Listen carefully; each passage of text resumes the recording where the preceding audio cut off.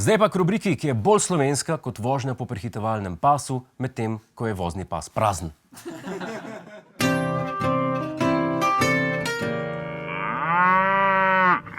V današnji domači rubriki gremo v Istro in sicer v deželo Refoška v Marezige, naselje, kjer so vaščani že zdavnaj odkrili, da je alkohol rešitev za vse, razen seveda za alkoholizem. Dajmo pogledati, kaj so dobili. Enega najlepših razgledov v slovenski Istri pa zdaj krasi nova fototočka v obliki dveh največjih lesenih vinskih kozarcev na svetu. Kozarca sta v višino merita 2,8 metra in sestavljena sta iz koščkov hrasta, ki je tudi to posebnost, seveda, in tudi v večernih urah tudi ta dva kozarca zažarita v vinu Malvazije in Refoška. To pa sta velika kozarca. Zdaj vem, ko so se počutili smrkci, ko so ugotovili, da ima Gargamel probleme s pijačo. Vsem gledalcem predlagam, da obiščete Marezige, še posebej pa tistim, ki jim je zdravnik rekel, naj na dan spijajo ne več kot 2 kozarca. Za vse, ki Marezige res obiščete in namesto 2 kozarcev vidite pa 4, pa predlagam, da pokličete taksi, ki ste nabiti kot akse. Zdaj pa dajmo nadaljevati s še eno slovensko temo z občinami. Vsaka od slovenskih občin ima kar precej kulturnih in naravnih znamenitosti, s katerimi se občani in župani radi pohvalijo. V vsaki občini pa se pojavijo tudi določene značilnosti, ki pa jih domačini rajš zamolčijo.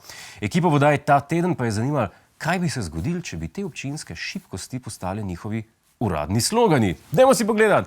Naša prva občina so Ravne na Koroškem, njihov novi slogan pa bi lahko bil: glede na naše ceste smo bolj ovinki na Koroškem. Pošteno. Naslednja občina je Novo mesto, njihov slogan pa bi lahko bil: obnašamo se kot ženska v zrelih letih. Kljub temu, da obstajamo že 650 let, nočemo, da nas kličete Staro mesto. Vemo, k naslednji občini, občina Krško, njihov prenovljeni slogan pa bi se lahko glasil: če bi bilo življenje zraven reaktorja res problematično, bi se imenovali Sevnica. Naslednja občina je občina Laško, njihov nov slogan pa bi lahko bil Laško, edina občina, ki se imenuje po piru, poleg Pirana. Kamniški nov slogan bi razložil nastanek svojega imena. Kamnik, ime smo dobili po Niku, ki ne vedo kam.